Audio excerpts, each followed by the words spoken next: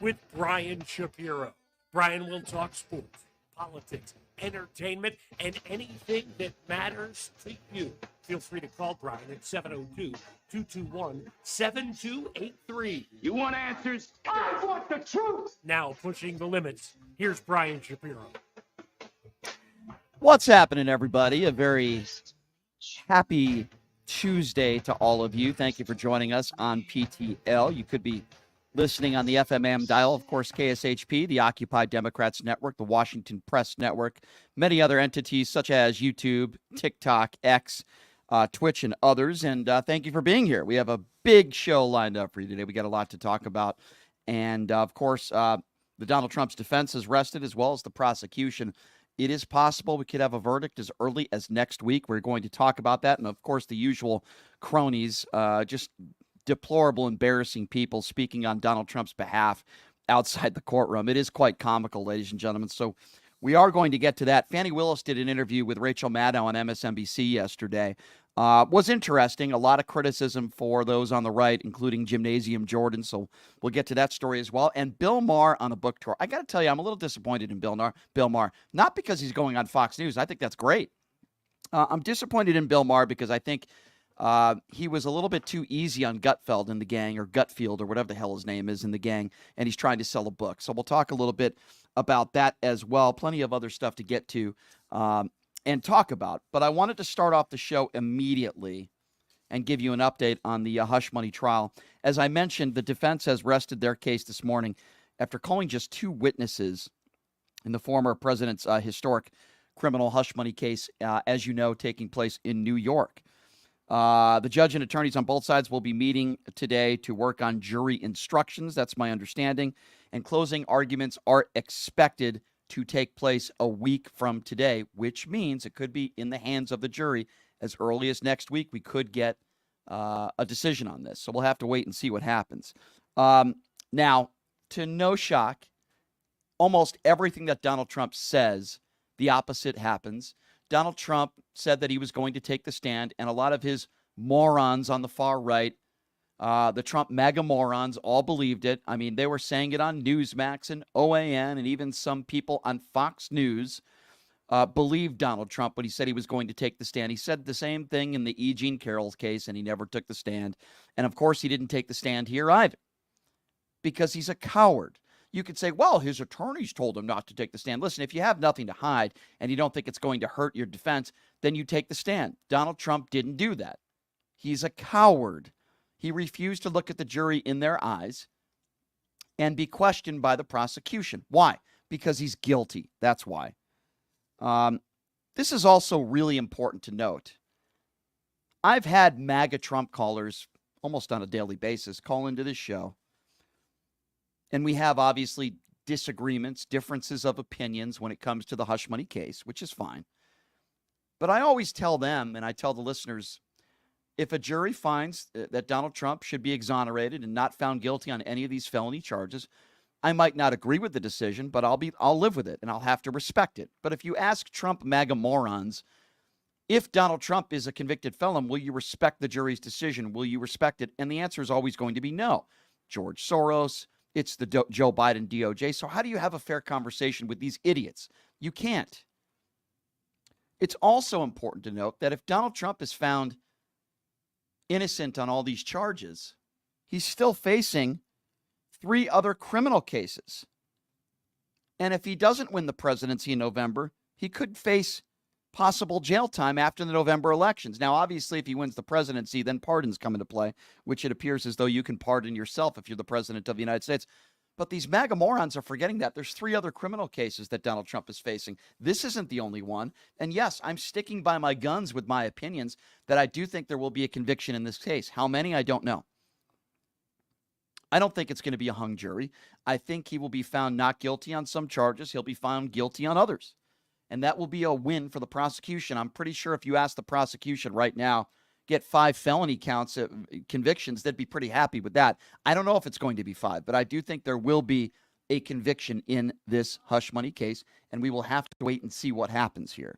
So after the morning session in the courtroom today, the same Donald Trump cronies, some of the same morons that wear the Donald Trump knee pads were speaking, and they are a complete embarrassment, just like Lieutenant Governor Dan Patrick, not to be confused with ESPN's Dan Patrick, by the way. Texas Lieutenant Governor is a complete MAGA moron. So he showed up with Sebastian Gorka and Don Jr., just a bunch of losers. Maria Elvira Salazar, we'll play her audio in a few moments here, but let's start with Texas Lieutenant Governor Dan Patrick. So he's speaking again about how Donald Trump is the victim and, the Republican talking points. If it could happen to him, it could happen to you, which is absolutely absurd. And then there's a member of the media, while the despicable Dan Patrick is speaking, that says, talking about the ruling cast, saying, isn't Donald Trump part of the ruling cast? And in this piece of audio, you'll hear Sebastian Gorka being, again, the complete douchebag that he is, attacking a journalist for asking what, in my personal opinion, is a very fair and reasonable question. Have a listen to this exchange. They want Donald Trump to disappear. They want to send him to jail. They want to take him off the main stage because they know here's their biggest danger to taking the ruling class down. No, you know what? Donald Trump is not the ruling class. Donald Trump is for every New Yorker. He's for every Texan, every state. Donald Trump has put his whole life on the line, for the American people. When he came down that escalator, he probably had no idea that he was going to be called to be the man in the gap to stand up for Americans. And he's standing up for you, even if you don't know it. I don't know who's next. Would a member of the ruling class be facing 730 years in prison? What a pathetic question. 730 years in prison, and he's a member of the elite? That's pathetic. You're not a journalist. So yeah. I want to say, you're not a human being, Sebastian Gorka. You are a douchebag. You are a condescending prick, is what you are, Sebastian Gorka. You are despicable. Another idiot who wears the Donald Trump knee pads, who said the 2020 election was rigged, who defends Donald Trump left and right. Sebastian Gorka is a despicable human being, and Lieutenant Governor Dan Patrick is a complete moron. Donald Trump is out there for every New Yorker. Well, most New Yorkers don't feel that way, that's for sure. And then when these idiot Republicans, these idiot MAGAs say that Donald Trump put his life on the line, how? Anything and everything Donald Trump has ever done has been for himself. How has Donald Trump put his life on the line? Because he decided to have unprotected sex with a porn star? And then paid her off $120,000 or $130,000, I think it was. Can't short sell Stormy. $130,000 2 weeks before the elections. Donald Trump put his life on the line when when he decided not to put on the condom. Maybe that's when he put his life on the line. I don't know. Can you believe that there are people out there that think this way? Donald Trump, according to Lieutenant Governor Dan Patrick out of Texas, Donald Trump put his life on the line because he decided to sleep with a porn star and then make a hush money payment? Is that when he put his life on the line? Tell me, how did Donald Trump put his life on the line? When he decided to defy a subpoena for a year and steal classified documents and show those classified documents to people that did not have security clearances? Is that when he decided to put his life on the line? Did he put his life on the line when he decided to sell $60 Bibles? Did Donald Trump put his life on the line when he decided to sell $8 gold sneakers for $400? Was that when he was putting his life on the line? Or how about when he got hundreds of millions of dollars in donations when he said he was going to fight voter fraud and voter integrity? And by the way, only spent several $1 million, pocketed most of the rest. Was that when Donald Trump put his life on the line? I'm just curious. At what point can you say, did he put his life on the line when he dodged the military multiple times? Is that when he put his life on the line? When a MAGA supporter says that Donald Trump put his life on the line, when he decided to run for president, is there any person with an IQ over 20 that actually believes that Donald Trump ran for president because he actually cares about America, he cares about middle-class, hardworking people? Or did Donald Trump run for president because he only cares about himself and he wanted to expand his brand and do it for Donald Trump? Could there actually be anybody dumb enough in this country? I think the answer is yes. Are there people dumb enough in this country that actually believe that Donald Trump did this for everybody else but himself? Yes, there are probably dumb people out there that believe it. Lieutenant Governor Dan Patrick is not one of those people. He's just an idiot that'll say and do anything to be in Donald Trump's good graces. He's an idiot, just like Sebastian Gorka, who is a despicable human being. These people are despicable, they're liars, and they'll say and do anything to defend Orange Turd. It is disgusting, it's pathetic. And one of those people, as I mentioned, Donald Trump's two sons, Uday and Kusei, also known as Biff, also known as Donnie Jr., was also speaking at a press conference today this morning. And here's what Donnie Jr. had to say. And what it's doing is setting a disastrous precedent for our legal system, for justice in America. If it can happen to Donald Trump, and if they will try to do this to someone like Donald Trump with a platform, hundreds of millions of followers, the ability to fight, they will do it to anyone. They have weaponized this system against their political enemies, and they've started to go down a very dangerous and a very slippery slope. This insanity cannot stand. This kind of bias cannot be allowed to happen in the United States of America or anywhere else. If this was going on right now in a third world banana republic, there would be people screaming about it. You people, the media, would be outraged. Instead, because I presume you're fine with whatever the results are as long as it's against Donald Trump, your silence is deafening and it's disgusting. This cannot stand and it cannot allow to continue. No, you're disgusting. So first of all, you hear this from people like the Don Juniors of the world and those on the far right that are wearing the Donald Trump knee pads, the MAGA idiots out there.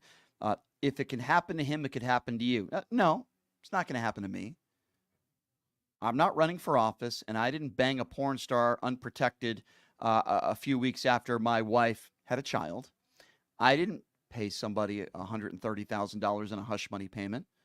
So this idea that it can happen to you, you're on trial too. No, I'm not. I'm not on trial. Your despicable orange turd father is on trial. I'm not on trial. Most people that are listening to this show aren't on trial. Most people that are listening to this show are not defying a subpoena for over a year and stealing classified documents. Most people that are listening to this show have not been found liable for sexual battery in a courtroom where a judge defied them as a rapist. I never had a judge that defied me as a rapist. You know why? Because I've never committed a sexual assault. That's why. So again, you hear it from the far right. It can happen to you. If they can do it to him, they can do it to you. That's not true at all. I don't plan on ever being on trial for anything in my life. I never have to this point, and hopefully never will. Again, the talking points from the far right are deafening and disgusting. And then we have Republican Congresswoman Maria Elvira Salazar, another mega moron who was outside the courtroom today. These people are such clowns. They're so despicable. They're so embarrassing. Again, the right-wing talking points. If it can happen to Trump, it can happen to you. Listen to what Maria had to say. To crush our political enemies. Regardless of what you think of Donald Trump, regardless of what you think of him, regardless of what you feel about him, regardless whether you're going to vote for him or not in November, Donald Trump is not the only one going through trial. We all are. And I'm not sure if you know that, but that's the truth. Trump may be the one on the stand today, but the same forces that are manipulating the court system against him today will be after you tomorrow if we do not stop this political cycle circus that we're facing right now.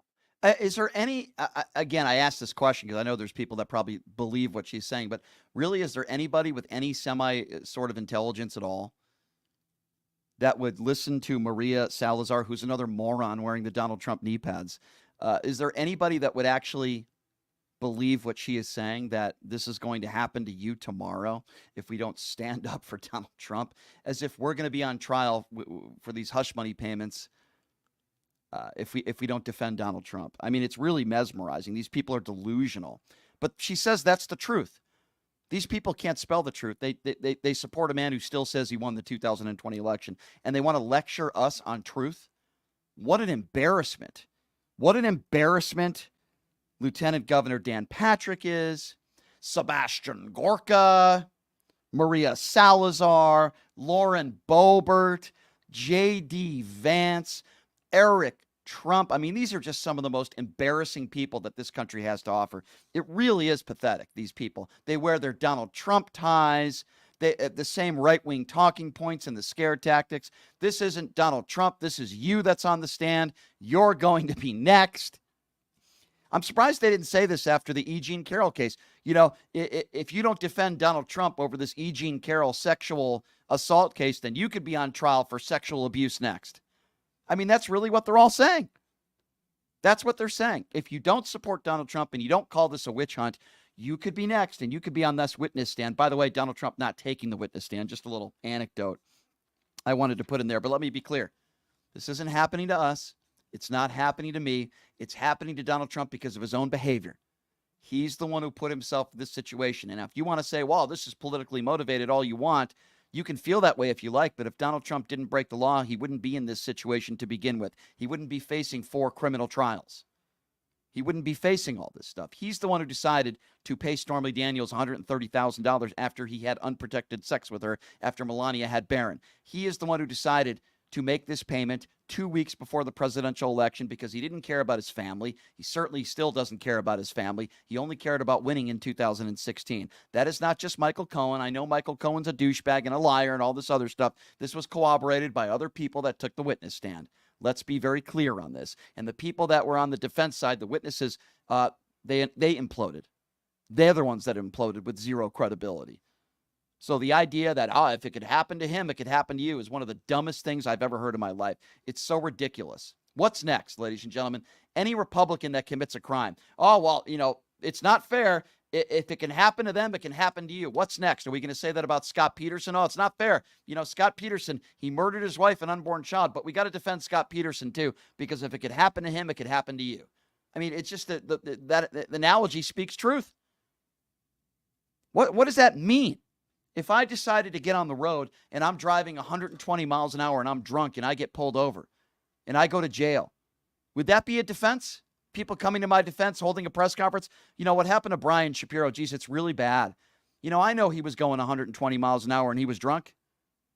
But, this is a banana republic. If you don't defend Brian Shapiro because he's innocent, then this could happen to you and you can be on the stand tomorrow. I mean, whatever happened to personal responsibility, personal accountability in this country? Joey eats McDonald's food every day. He goes to McDonald's 3 times a day. He weighs 600 pounds, But, Joey has the right to eat McDonald's food. And the defense would be, if you don't defend Joey eating McDonald's food, then, McDonald's could go away. It could happen to you.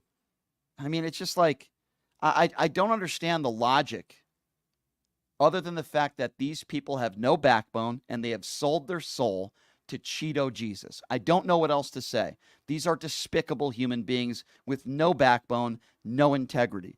Lauren Boebert, J.D. Vance, Venmo Matt Gaetz, and today, Texas Lieutenant Governor Dan Patrick, who is a complete imbecile, Sebastian Gorka.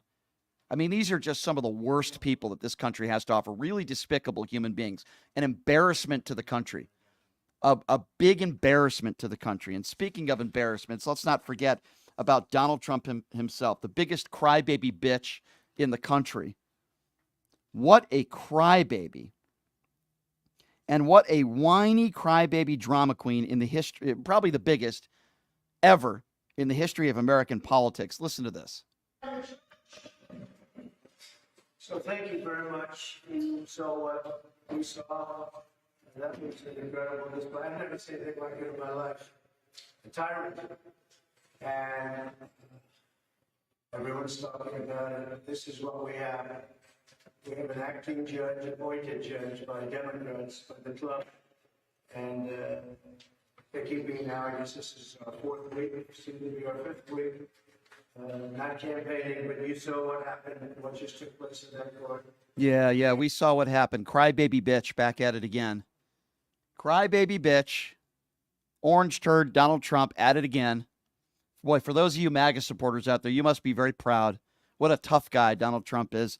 And then, again, full of lies every single time he opens his fat trap. And now he's saying that, you can't get within 3 blocks of the courthouse. By the way, another lie. Have a listen to this. You have an armed campus. I mean, if you're a civilian, you can't get within 3 blocks of this courthouse. What you have is police. And they're in blue and they look good to me, but I'll tell you what, you don't see any civilians outside. I never saw so many iron gates as I've seen the last 5 weeks. Andy McCarthy. I mean, correct me if I'm wrong, because Trump is making the claim that you can't get within 3 blocks of the courthouse. What about the guy who lit himself on fire, as Numchuck just pointed out? Was that 3 blocks away? I mean, the thing now, it's at the point now where, I mean, if you're going to lie, at least do it in a way where it's hard to prove that you're lying. I mean, it's like it's a blatant lie that is completely not true. So Crybaby Bitch was at it again. And while all this is going on, the right-wing media morons, again, defending Donald Trump to no avail. The evil racist witch, Laura Ingraham, is one of them. Just a despicable human being she is as well. And listen to part of Laura Ingraham's coverage last night on this. And I was thinking about this today. Trump's compassion is really in his policies that ended up making your country more secure and put more money in your pocket. And plus, he could be a stand-up comedian. Plus, he could be a stand-up comedian. Laura, Donald Trump could be a stand-up comedian. I mean, that cranky witch voice of hers. Oh, my God. I just hate her. She's such a bad, awful human being, Laura Ingraham. Oh, she's so terrible. But, according to Laura Ingraham, I guess, if you listen to her, because she says, the comedian, Donald Trump, he's so compassionate, such a compassionate guy. And to verify this information, coming up next, Eric Trump will be joining us and Sebastian Gorka. I'm sorry. I can't handle it. So I guess if you're a billionaire who hates brown people, you hate women's rights, right? Because we all know Donald Trump is the reason why Roe versus Wade was overturned. You love your AR-15s like so many of these right-wing nuts do. I'm sure that these policies reflect Donald Trump's concern for all of your well-being, right? Taking away a woman's health care, attacking brown people, attacking Jewish people. I mean, can you make this stuff up with these idiots? And then there's former Donald Trump attorney, Ms. Haba, who probably is one of the worst attorneys in this country. And, this is the funny part because a lot of people on the far right believed Donald Trump when he said he was going to testify. Of course, he was never going to take the stand. Just like he was never going to take the stand in the E. Jean Carroll case. Donald Trump is full of crap. He was never going to take the stand. And then Haba said that he has nothing to hide.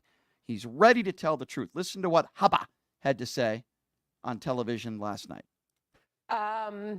As far as where this all goes next, what would be in the thought process to testify or not testify on the part of the former president? Well, he's got to listen to his attorneys. It's not as much what he wants to do. We know he wants to testify. He is willing. He is able. He is nothing to hide at all. He's absolutely ready to tell the truth. Frankly, I think the truth is already spoken. He was in the White House while somebody in accounting booked a legal fee payment as a legal expense. It's pretty quick, and it would be a pretty short testimony as far as the questions that would need to be asked because he had no part in this. The reality of the situation is that we have this judge, we have this court, and we have a DA who has been politically motivated since the minute he decided to run for office. Remember, this was not brought twice, not by Cy Vance and not by Bragg. The only time he decided to bring this case was after President Trump announced that he would be running for re-election. So the real question is one that would be discussed within the legal team, and of course, we'll discuss with our client. No, the real question is, how the hell did you pass the bar, you frickin' idiot? You moron, you right-wing buffoon, you. I'd rather have good looks than be smart, she said. Nothing to hide. Yeah, you're right. Do you remember when Donald Trump was asked on a plane, do you know anything about this payment? He said, no, I don't know anything about it. And then yesterday he tweets that he did know something about it. Haba says he had no part in this. Yeah, I'm sure Donald Trump is just signing checks. He had no idea what was going on. He had no part in this. This was all Michael Cohen, right? I'm sure Michael Cohen woke up one day and said, geez, I heard Donald Trump tell me that he slept with Stormy Daniels. He must be telling the truth. So, let me just pay Stormy Daniels $130,000 without telling Donald Trump about it. Yeah, I'm sure that's how it went down. You freaking moron, you. You dumbbell, you. You disgrace of an attorney, you. Haba. Oh, my goodness gracious. Yeah, he had no part in this. Even if you're a Donald Trump supporter, of course he had a part in it. If you think that, this was politically motivated to the extent that you don't think Donald Trump committed any crimes, okay, fine. Let's have a conversation about that if you agree or disagree. But the fact that Haba has the gall to go on national television last night and say that Donald Trump literally, quote, had no part in this is like the dumbest thing I've ever heard in my life.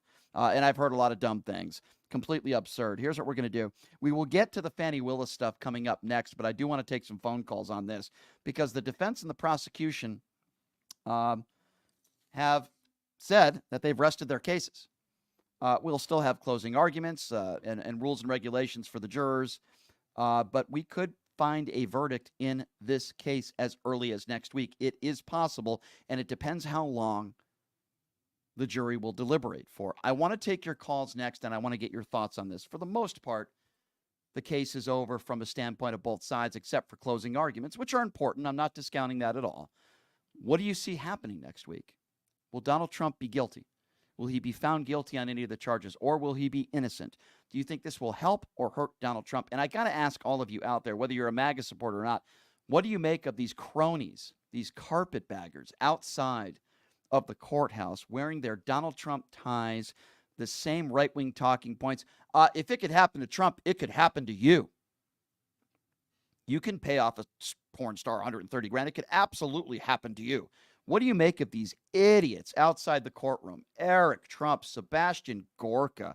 Oh, my God, I just want to vomit when I hear Lauren Boebert or Matt Gaetz speak. These are just embarrassing times. They really are. So the number to call if you want to be a part of the conversation, I'll open up the phone lines now. We're going to take a break, and then we'll take some phone calls on the other side. 702-221-7283. And again, that number if you would like to be a part of the conversation. 702-221-7283. That number one more time. 702-221-7283. Your calls are coming up next. It's Pushing the Limits right here on KSHP. My name is Hunter Kane, and I'm talking with you for a call to action for our veterans in Clark County. Who is Hunter Kane? Well, I'm a decorated combat veteran, veteran community leader, and candidate for Clark County Commission.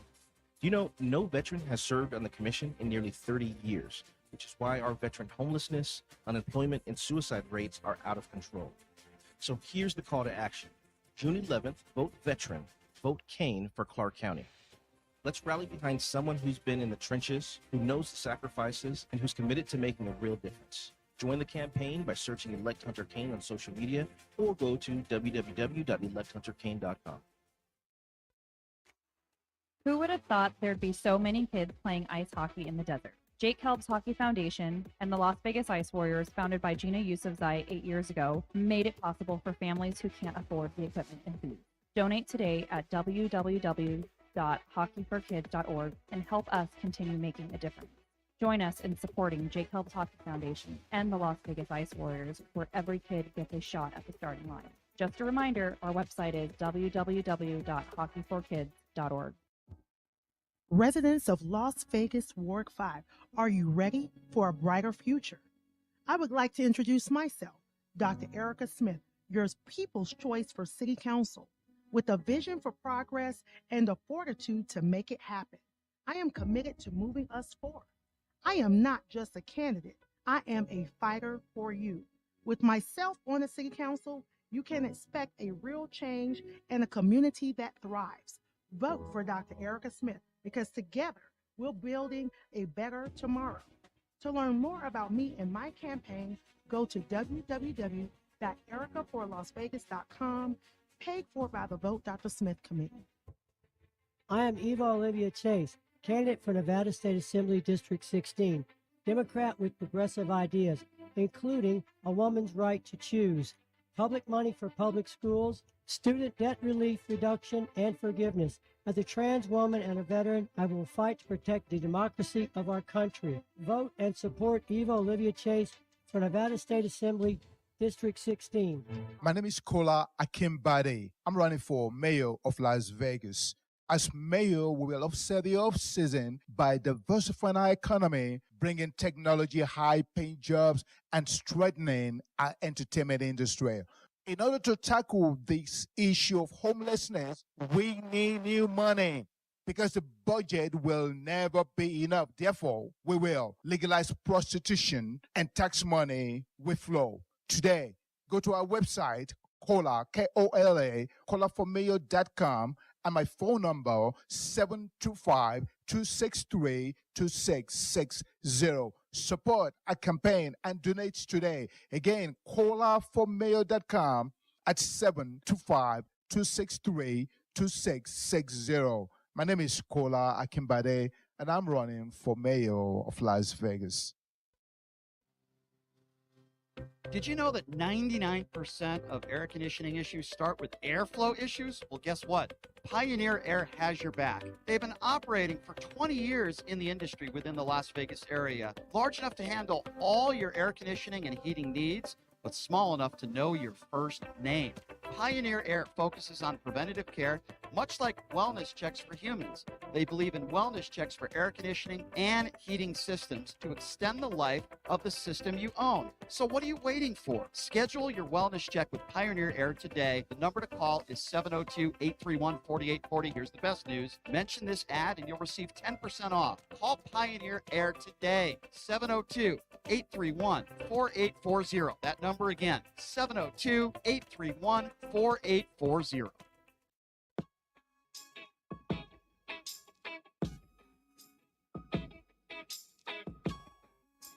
All right, welcome back. It is Pushing the Limits on a Tuesday. Thank you so much for joining us. If you're just joining us, we're talking about Donald Trump's comments outside the courtroom, the fact that he didn't testify because he's a coward, the draft dodger. Yes, that's what I said. Dodged the stand today. We knew that was going to happen. And these cronies outside the courtroom, it just gets worse and worse, ladies and gentlemen.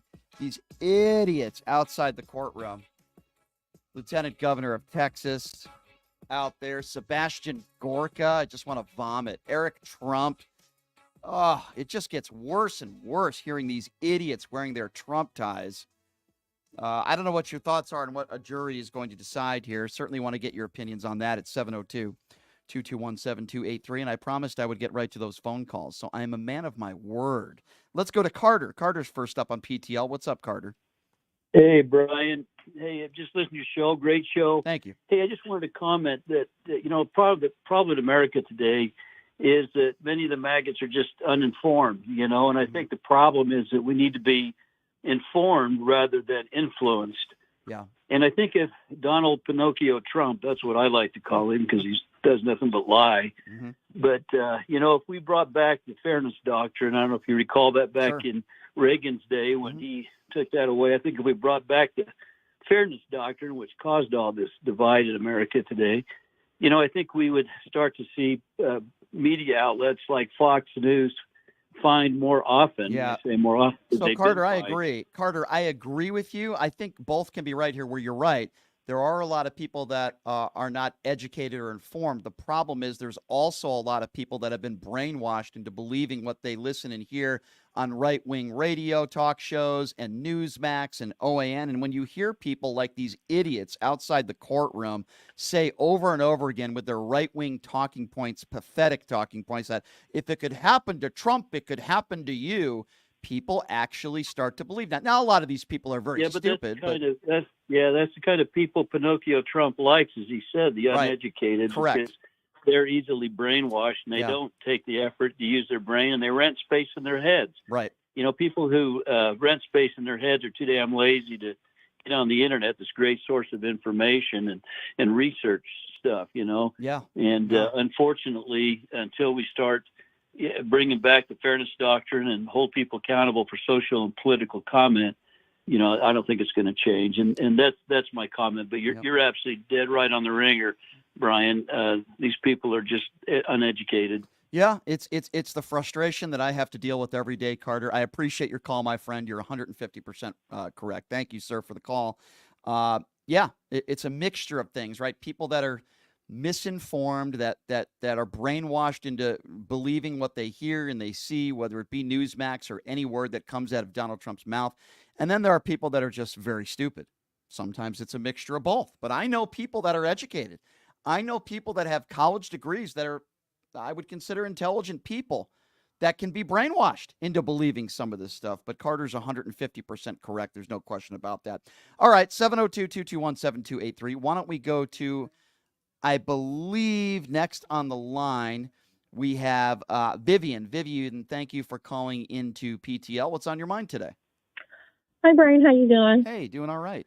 What's on your mind? Yeah, what I'm thinking to myself, because when I think about this a lot, Trump is a treasonous person. And there's a lot of lawyers, judges, and these people in Congress that pretend like they didn't sign and swear up to a Constitution and to uphold the Constitution. And they're just out of hand. And I don't know if anything could ever be done. But I think all of these people who are on Trump's side in reference to are holding elective offices at this moment need to be censored or something, because Trump is not your president. The Constitution is the Constitution, Right. and what you're doing is wrong. You know, you're right. And, I'm going to play some Bill Maher audio for you a little bit later on in the show, because he does make some good points on Fox News yesterday. Almost half the country, maybe 40%, are Trump supporters, right?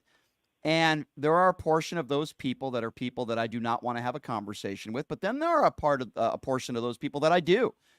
People that I do have some respect for, and I try to understand why and how, and I try to dissect their brains, and at times it's very difficult to do so.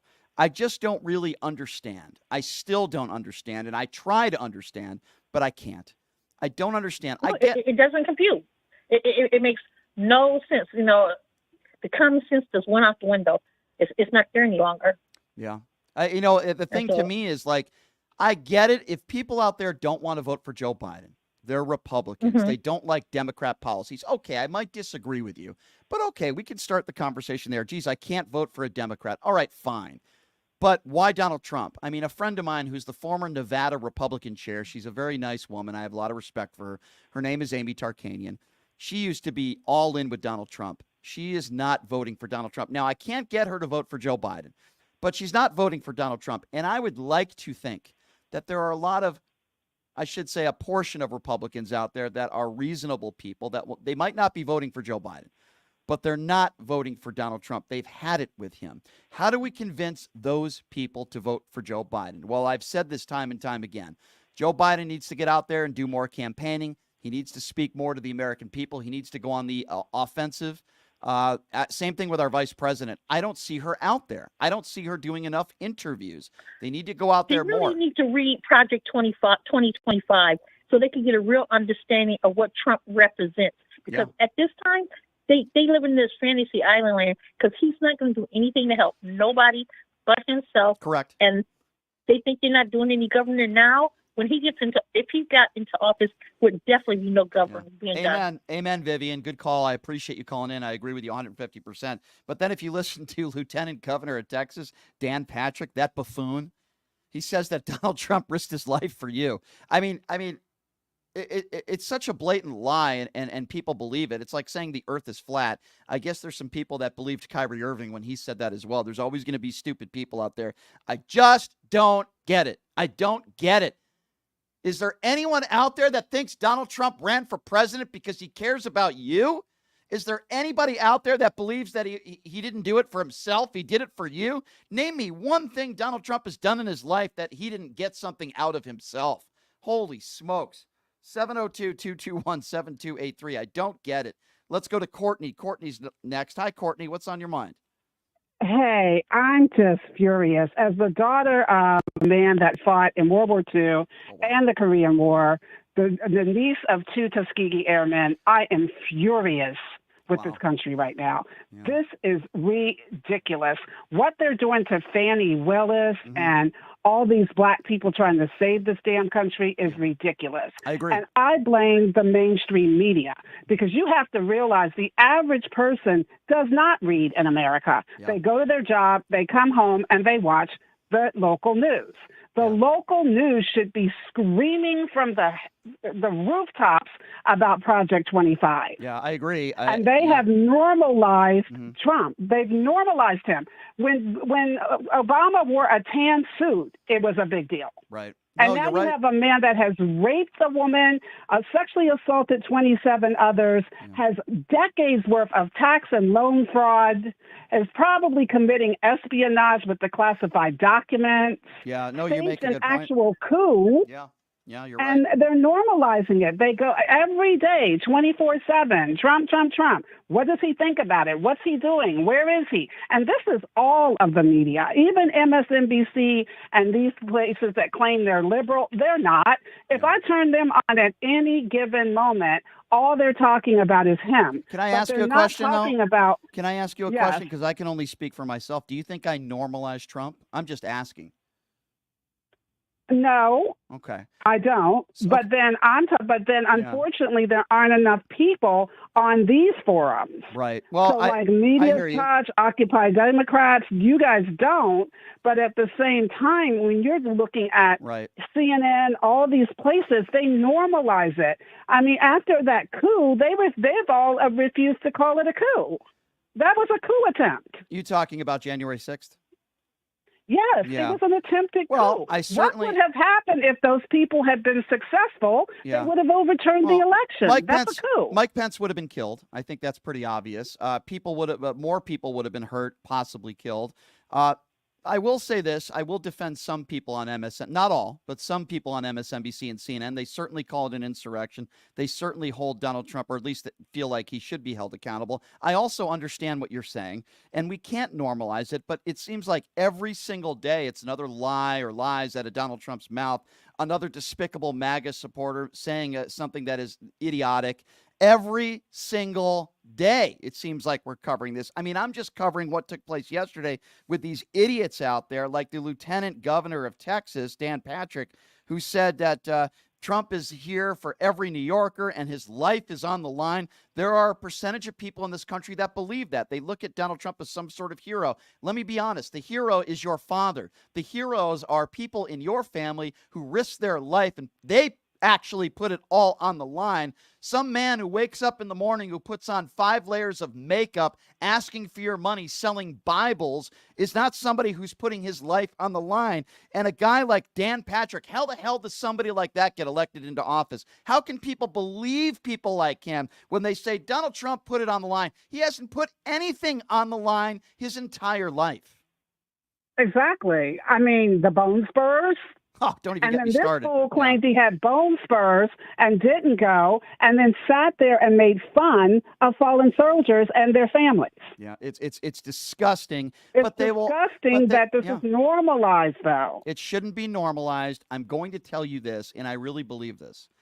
If, and I hope, and I pray, and I'll put my hand on Donald Trump's Bible if I have to, I pray that Donald Trump does not win in November. And if he doesn't, I'm hoping, and I'm hopeful, maybe that's the right word, that this will be the end of MAGA. There'll always be bad people out there, but maybe Donald Trump will slowly go away. But we have to make sure that he loses in November. Do I think it's the end of the country if he wins? No, I'm not going to go that far. But we are going to be in a lot of trouble if he does win. No. I do think it's the end of the country if he wins. I mean, he's talking about reversing the 14th Amendment, which gives me as a black woman Yeah, that's not going to citizenship. happen. I can tell you that's not going to happen. I understand your concerns. I think it'll be a lot of what we saw in the first 4 years when Donald Trump was president. It'll be excess spending, more bigotry, more hatred, more protest, a lot more bad than good. I understand why you're concerned. I don't think he's going to be overturning the 14th Amendment. But I'm not going to say never. I'm not going to say no chance. I just don't think that would happen. But I appreciate your call, and I appreciate your father and what he did for this country and members of your family. They are the true heroes. Donald Trump is the opposite of a hero. Let's be clear on that. And I really do appreciate your call, dear. Thank you so much. It's good to hear from you. Thank you. 702-221-02. 888-938-7283 is the number to call. Let's go to Patrick, who's next. Hello, Patrick. Hello, Brian. Yeah, I'd just like to point out something that took place in the hush money trial this last week with the lead witness, Cohen. Not only did he get caught lying about the key evidence of him linking him to Trump and this alleged crime, but he also admitted to on the stage or on the stand that he is a thief and that he had stolen tens of thousands of dollars from Trump. And on a side note, this Jack Smith trial has been dismissed indefinitely. Okay, we're not talking about the Jack Smith. We're not talking about the Jack Smith trial right now. We can talk about the hush money trial. You're talking about the other cases that could potentially result in conviction. He has not been the Fani Willis trial and the Jack Smith trial. Okay, so we're not talking about it until the are done. Okay, so I'm not going to talk about it and break down the other trials that have not started yet. We're talking about the hush money trial right now. Now I understand that you want to break down the Michael Cohen testimony, and you're concerned that he is a liar and a thief. Let me ask you a question. When Donald Trump was not a concern, it's okay, true. so let me ask you a question. I know that according to you, it's true. So let me ask you a question now. No. Now it's my. I let you. Hey, Patrick, shut up. I let you talk. Now it's my turn. Don't interrupt me again, or I'm going to hang up on you. Good grief, man. How do I have a conversation with you MAGA morons if you don't let me talk? I didn't interrupt you. I let you speak. Shut up. Now it's my turn. So obnoxious. Anyway, lost my train of thought there for a moment. I understand that you think Michael Cohen's testimony, he's a liar and he's this and he's that. First of all, Donald Trump only hires the best people. This was Donald Trump's personal attorney. That's the guy who you voted for if you want to talk about judgment. That's number one. Number two, Donald Trump in an airplane was asked, do you know anything about this hush money payment? He said, no, I know nothing about it. That was a lie, but I'm sure you won't call Donald Trump for any lies at all. That's number two. Now, here's my biggest issue, Patrick. We could have disagreements on the hush money trial. That's fine. If you think Donald Trump is going to be exonerated, that's fine. You are entitled to your opinion. Patrick, I've said this before and I'll say it again. I'm going to ask you a question and I'm going to make a statement first. Patrick, if the jury finds that Donald Trump is not guilty, exonerated on all charges, while I might not agree with it, I will respect the jury's decision and I will move on and talk about other things. To the contrary to that, my question to you is, regardless of what you think about the case, regardless about if you might disagree if he's a convicted felon, if a jury finds that he is a convicted felon, will you also do as I do and respect the decision? Yes or no? We've talked about this, Brian. I believe it would be good for his administration. I think it'd be good for his campaign. He's going to be able to campaign that he beat 91 criminal indictments. You're not answering, Patrick. The reason why I'm interrupting you is you're not answering my question. The question wasn't, do you think it's going to be good for his campaign? If I did ask you that question, then you would have answered it. That wasn't the question. I'm going to repeat it again. We have been here before, and the reason why I'm asking again, because you never directly answer a question. So I'm going to give you another opportunity, and then we can. Why didn't you answer my question about Patrick? Patrick, I need you to focus. I'm asking you a question. Think that gives Cohen Pot him down. Pot him down. Patrick, I'm going to give you one more opportunity. People want to know why I interrupt, because you don't answer questions directly, and you interrupt me. I'm now going to ask you for a second time, and it's going to be the last time because I have a lot of other people that are waiting on hold, and it'll probably be a far more productive conversation than the conversation I'm having with you. But let's give it one more shot, Patrick. I'm feeling very patient with you today. I'm going to repeat myself one more time. I need you to focus, Patrick. The question wasn't whether it's going to be good for Donald Trump or not. As I've said before, and I say again, if a jury exonerates Donald Trump and he's found innocent on all charges, while I might disagree with the decision, I will respect it and I will move on. My question to you, Patrick, now for a second time, if a jury finds Donald Trump guilty of a felony, will you respect the jury's decision, yes or no?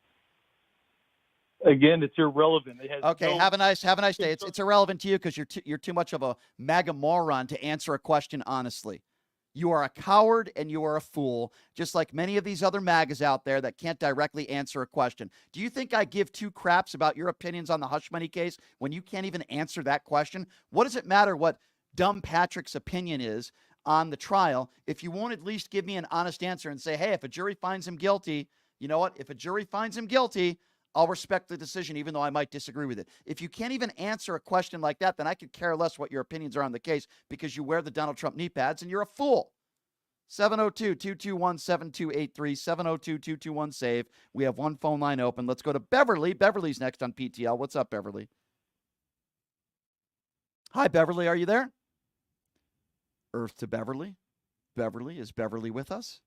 Did we lose Beverly? All right, we'll put Beverly back on hold, and we'll try to get to her back soon. 702-221-7283. Let's go to Mark. Mark is next. Hello, Mark.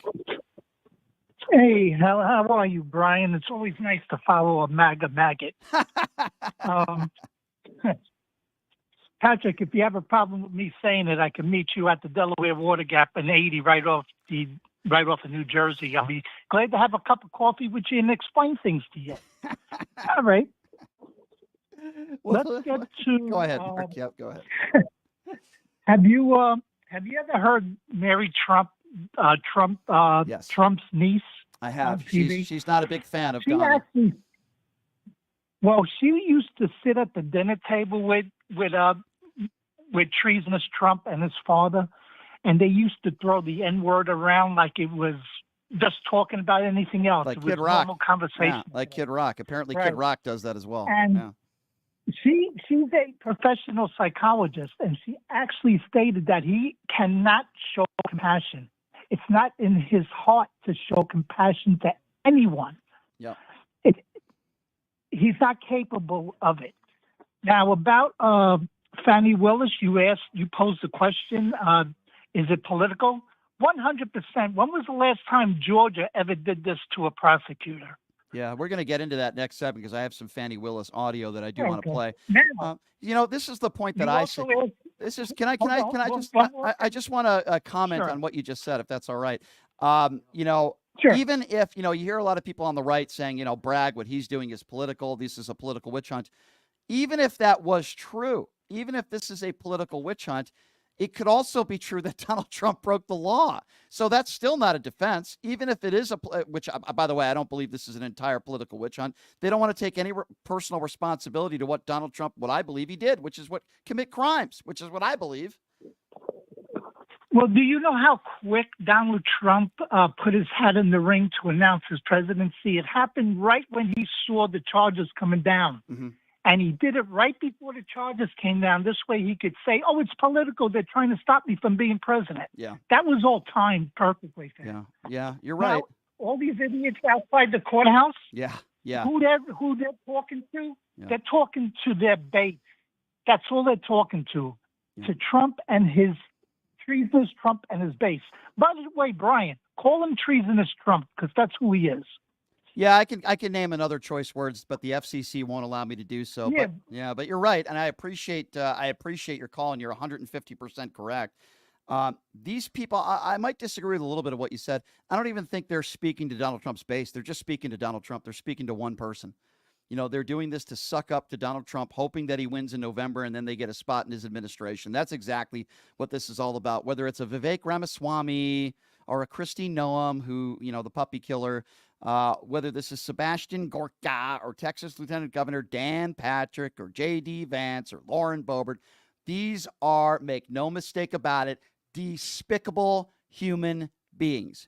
They have no soul. They've sold it to Orange Man, and they have no pride and no dignity. It is disgusting. 702-221-7283 is the number to call. Let's go to Beverly. Hi, Beverly. Hi, how are you today? Hey, good, thanks. What's on your mind, Beverly? I'm calling because I've been watching Donald Trump even before he was president. Mm-hmm. But what is important is that the country should wake up and pay attention to what he's saying. Look at his demeanor in court. Look at his anger, and he's using people that he knows are weak. If he said the other night that if he was reelected as president, he would execute every felon in federal prison. How can he say that if he's been charged with felonies and he would end up in federal prison? That won't happen, though, because part of the court system is behind him. So even if he is found guilty of the charges, some kind of way, he's going to worm his way out of being put in prison that anybody else can. Yeah, that's true. And, I love it. Isn't it interesting, Beverly, when people bring up the point, if it could happen to Trump, it could happen to you. Let me tell you something. If we did 10%, 5% of the stuff Donald Trump has done in his life, we would already be in jail. I mean, it's insanity. I mean, the guy's had money. He's had representation. He's had money. And a former president of the United States, and you're telling me he's not getting preferential treatment? Look at all the gag orders that he's broken. He's getting more preferential treatment than anyone else has ever gotten.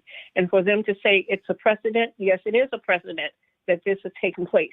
But he didn't listen like Nixon did. He has decided to use the government to his advantage. Yeah. He's gotten away with things throughout the years, throughout most of his life. If his own relative is trying to warn the country of who he is and what he is capable of, people should listen. But he lied during his whole term as president. If he sat there while the people at the Capitol talked about hanging Pence, where is his leadership? I'll throw something else at you. A friend of mine, I was having a conversation with him a few weeks ago, and he made a good point. He's like, you talk to a MAGA supporter, forget about the criminality. If you think that there's no criminality and Donald Trump hasn't broken the law, okay, let's for argument's sake, let's give you that. What about the behavior? What about the things that this guy has done, the things he said and the things he's done? How could you support somebody like this? Forget about possible criminality. What about the behavior? Well, even when you look at the fact that he admitted to Woodard that he lied about COVID, hoping that it was going to help him with his presidency. Right. That meant that he lied to people and they listened, and millions of people were sick. 15 cases. Hundreds of thousands died. 15 cases down to 0. It's going to be gone by Easter. How many lies did Donald Trump tell? And by the way, the doctors like Dr. Birx and Dr. Fauci were not giving him that information. He went up there and he lied. And then when he was caught in the lies, he said, well, I just didn't want people to panic. Those are two completely different things. He lied to the American people. He used coronavirus press conferences and turned them into campaign rallies going after Joe Biden, who at the time wasn't even an elected official. And he talked more about Joe Biden than what the people in the public should be doing to make sure that they don't die. But he didn't care about that. He didn't care about that at all. He just wanted to attack reporters who he called liberal. He wanted to attack Joe Biden, attack Democrats, and praise what a wonderful job he and his administration did when per capita we were one of the worst countries in the world when it came to COVID deaths. Yes, not only that, the fact that the economy suffered during his administration. I don't know why people think that President Biden is responsible for what's going on. He's not. No, I agree. I agree. Everything that President Biden is trying to correct or has corrected was a result of the Republican Party. Just look at the economy. Caring about the people. It was good. You're right. The Republicans don't care about the people. No, I think a lot of them don't. Everybody should stop to think. I think a lot of them don't. Yep, you're right. They don't. You're right, Beverly. A lot of people need to stop and think about one other thing, is that he is, catering to his base, and his base is following him. But what they don't stop to think about is what they think is only going to affect some. It's not. It's going to affect them as well. Because when you talk about cutting Social Security, you're not cutting it just of people of color. It will be cut for everyone. Unfortunately, there is a percentage of people in this country that think Donald Trump is good for them. Donald Trump cares about them. But then if you look at Mar-a-Lago, Mar-a-Lago does not look like America. Donald Trump hates you. Donald Trump hates what you look like. He hates the fact that you are not elite. He doesn't like the uneducated. He likes the uneducated from the standpoint of you're going to get a vote. Maybe a vote. That's about it. Beverly, it's good to hear from you, and I appreciate your phone call. Thank you so much. Good call. 702-221-7283. Let's go to Patrick, who's next. Hello, Patrick. Patrick, are you there? I'm with the last caller. Biden's not responsible for this inflation and all this stuff. I agree with that. Gotcha. Inflation was 9.1% when he took office. Well, I will say this, Patrick. Inflation has been going down steadily, and if you compare this country to some of the other countries in their economy. It proves that as far as inflation goes and gas prices, we're doing a hell of a lot better than a lot of other places around the world. But yet Republicans still want to blame Joe Biden for everything. They want to blame them. They want to blame him for how expensive their eggs are, but they're willing to trade that for voting for a liable rapist. I mean, inflation was 9.8 when he took office. What do you want him to do? Yeah, no, I mean, you're right. Why is it you think that? That's a damn Thank you very much for the phone call. You know, that conversation got off to such a good start. But unfortunately, I think Patrick is one of those people that Donald Trump says, I love the uneducated. He was talking about Patrick in his car. Patrick, you were making good sense there for a while. I got to say, for at least 20 seconds there, some people thought that you were an educated man. 702-221-7223, 702-221-SAVE. Let's go to Joseph, who's next up on PTL. Hi, Joseph. Yeah, hey, Brian. Calling from California. Hearing a story about Trump not wanting to testify makes me think. That's why I say he's too chicken. Joseph, I got it. Joseph, sorry to cut you off, buddy. It sounds like you're in a tunnel. Is there any way we can fix that? Can we get I don't know if you're on speakerphone or. Oh. Yeah. Oh, can you hear me now? That's much. There you go. Thanks, Joseph. Go right ahead. Okay. Anyway, seeing Trump not wanting to testify in court makes me think he is too much of a coward to go up against to testify in court because he knows he's going to lose. Yeah. And that's why he's too chicken to go up against Joe Biden in a debate because. All they're going to do is shut off his microphone. That's one way to shut him up, which is good for me. Anyway. Did you hear, Joseph, that Trump says he wants a drug test now? They think Joe Biden's on cocaine. He wants them to take a drug test. Oh, sure. That's coming from a guy who's drinking Diet Coke so many times. I wonder if he's been getting away at golf. That might be true. You know, I wonder if Trump's on any ADD medication because it's certainly not working. But the fact that he wants a drug test is, I think that's quite comical and it's funny. You know, they talk about how Joe Biden's in the bunker, this stuttering they mock, and then he'll do a speech for an hour and a half, and then all of a sudden they move the goalpost to they must have put him on drugs. By the way, Patrick, I don't know if you've ever done any drugs in your life, or I'm sorry, did I call you Patrick? I'm sorry, I apologize. That's okay. Okay. That big sorry there. I don't know if you've ever done drugs, but I'm pretty sure that if you do drugs, it's probably not going to help you have a State in the Union speech. That's probably not going to do good. It'll probably do more bad than good. Would you agree? Oh, I agree with that one. Yeah. If anybody's on drugs, that's what Trump should be. Maybe Trump should have taken the drug test, judging from all that blood pressure he's been getting. Yeah, give Coke and Big Mac. That's true. Give Trump that's a good diet, by the way. Big Macs and Diet Coke. Thank you for the call, Joseph. I appreciate it. I'm so sorry I called you Patrick. That's probably the worst thing I could have said to him. My apologies. 702-221-7283. 702-221-SAVE. Let's go to Kava, who's next up on PTL. Hi, Kava.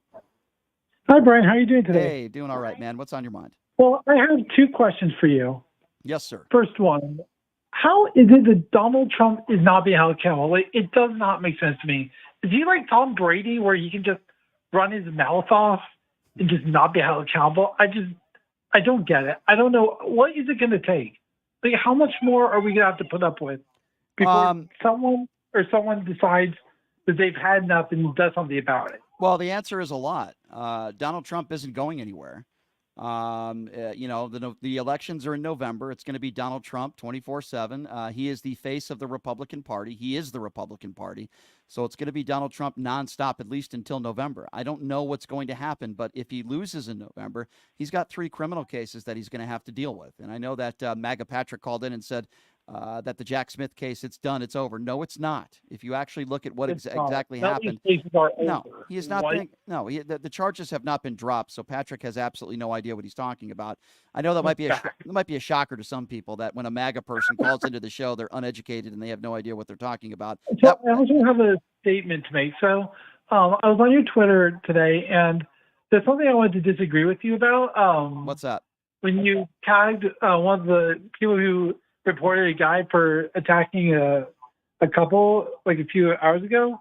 I don't understand why that guy's allowed to spread bigotry towards the LGBT. All right, so let me give people a little bit of background on what you're talking about because because there's people that are listening that don't know what you're talking about. So let me give people a little bit of context to what you're referring to.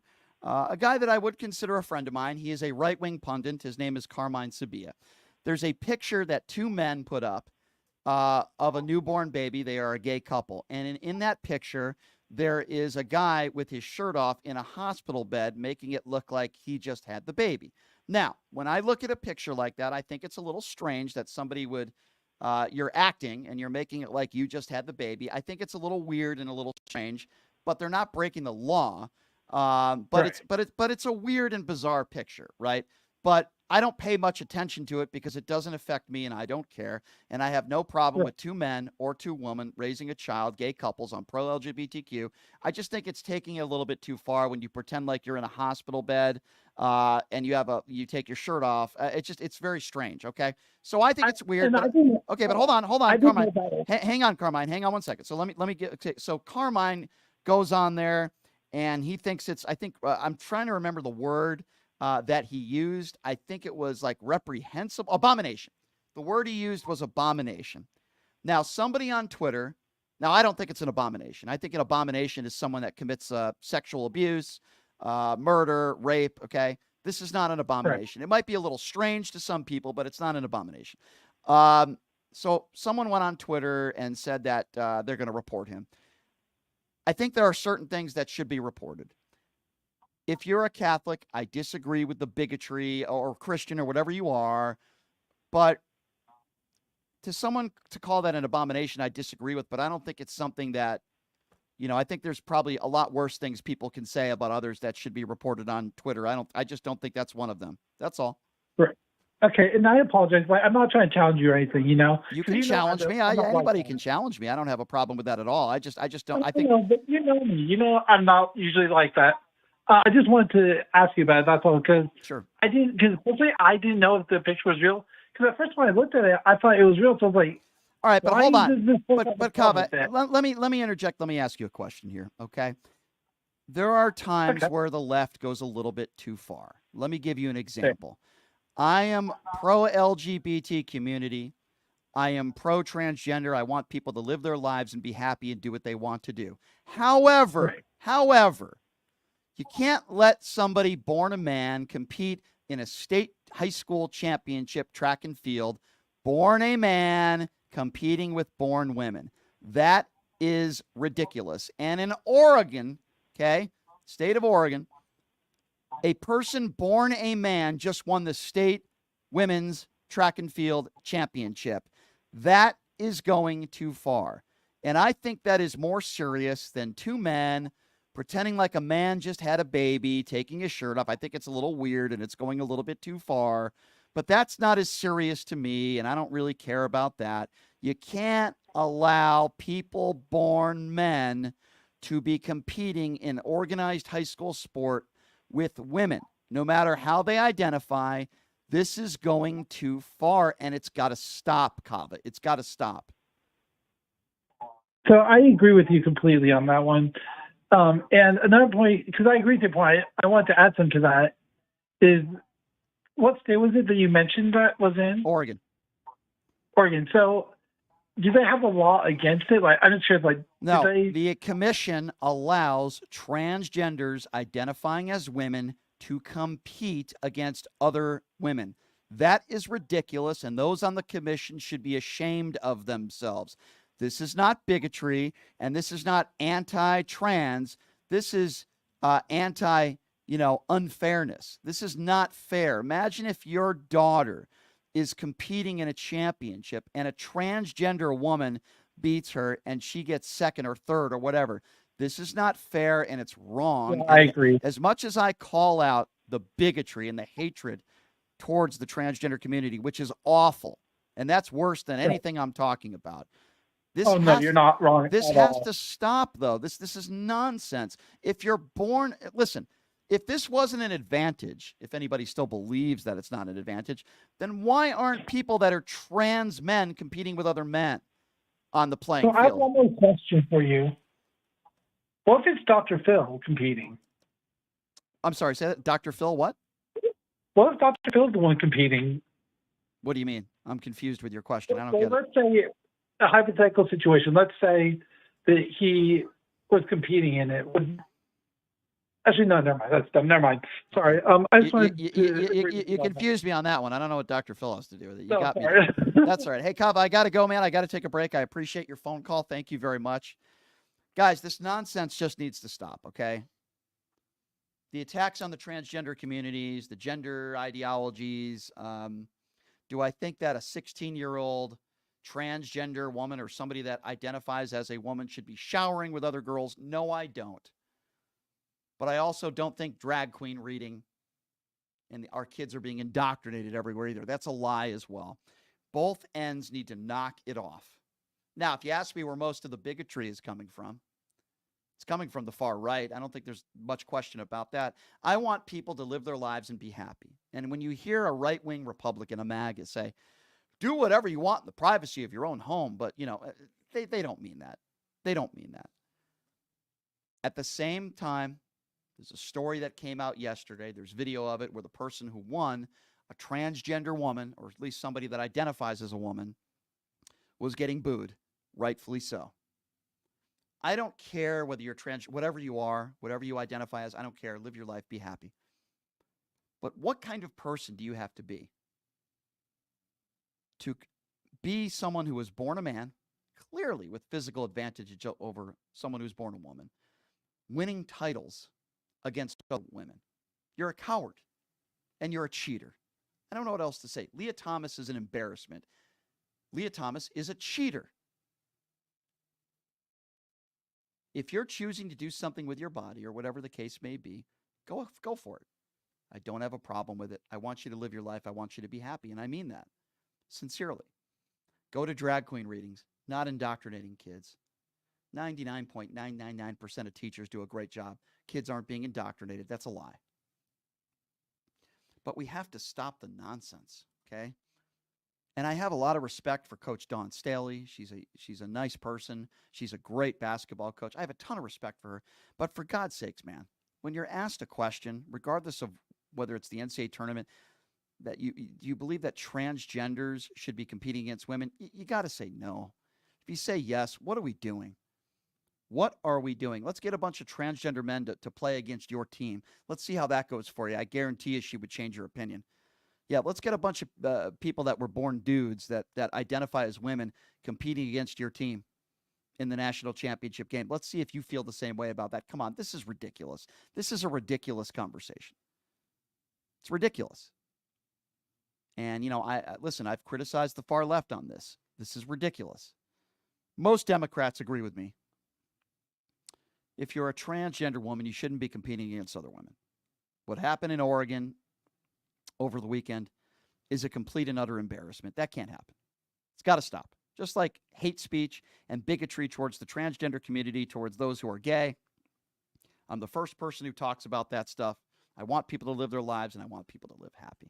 Speaking of living happy, before we go to break, we're going to get to the Fani Willis stuff when we come back. Pioneer Air.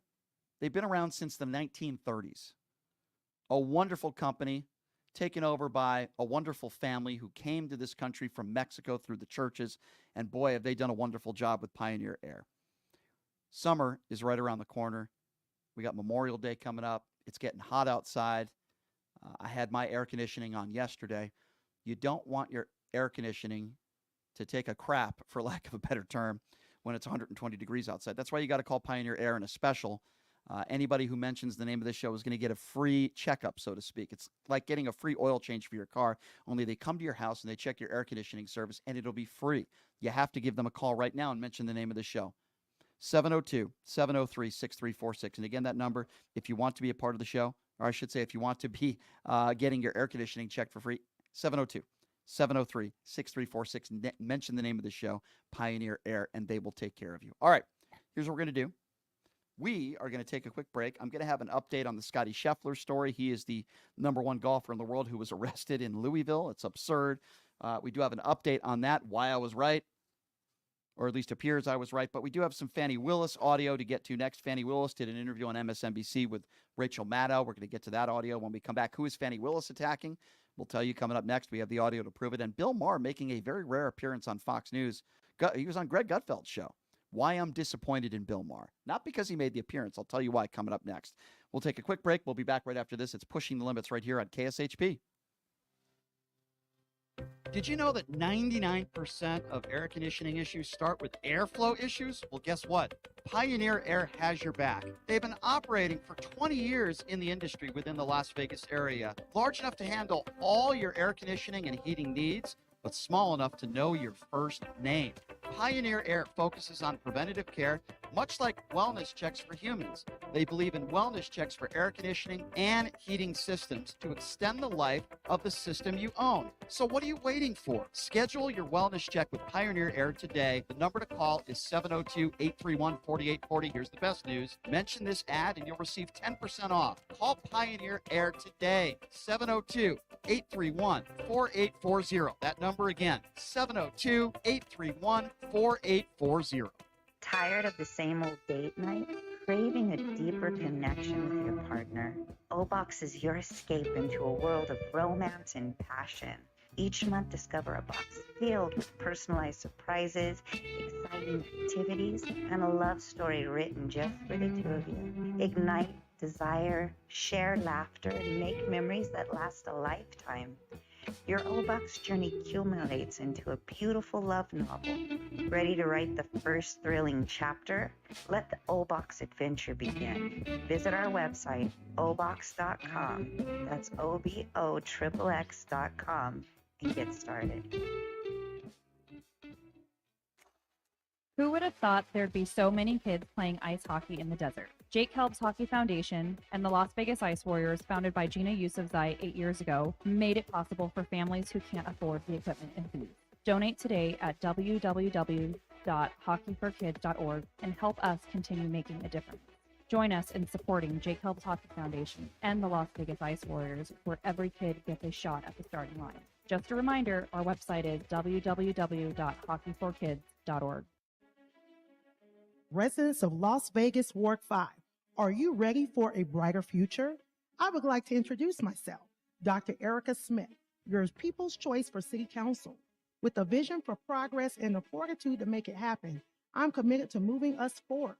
I am not just a candidate, I am a fighter for you. With myself on the City Council, you can expect a real change and a community that thrives. Vote for Dr. Erica Smith because together we're building a better tomorrow. To learn more about me and my campaign, go to www.ericaforlasvegas.com or by the Vote Dr. Smith Committee. My name is Kola Akimbade. I'm running for mayor of Las Vegas. As mayor, we will offset the off-season by diversifying our economy, bringing technology, high-paying jobs, and strengthening our entertainment industry. In order to tackle this issue of homelessness, we need new money because the budget will never be enough. Therefore, we will legalize prostitution and tax money will flow. Today, go to our website, Kola, K-O-L-A, kolaformayor.com, and my phone number, 725-263-2660. Support our campaign and donate today. Again, kolaformayor.com at 725-263-2660. My name is Kola Akimbade, and I'm running for mayor of Las Vegas. Voters want safe gun reform, ban military assault weapons, including AR-15s, have universal background checks, and red flag laws. I am Eva Chase, a candidate for Nevada State Assembly District 16, U.S. Air Force veteran, college graduate, progressive independent candidate, fully transitioned transgender woman, former lieutenant governor candidate for Nevada in 2022, where I received 7,212 votes in the Democratic primary. Follow me on Facebook, X, Instagram, TikTok.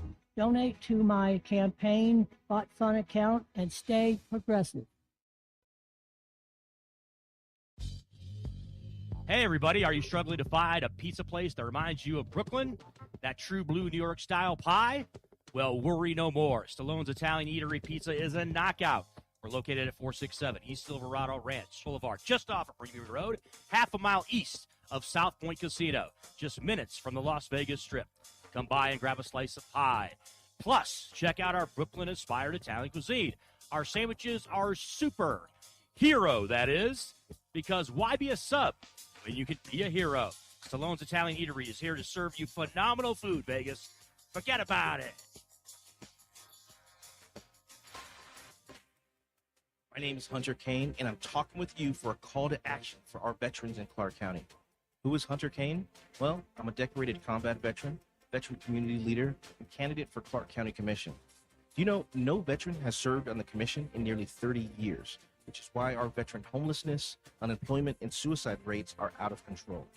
So here's the call to action. June 11th, vote veteran, vote Kane for Clark County. Let's rally behind someone who's been in the trenches, who knows the sacrifices, and who's committed to making a real difference. Join the campaign by searching Elect Hunter Kane on social media or go to www.electhunterkane.com.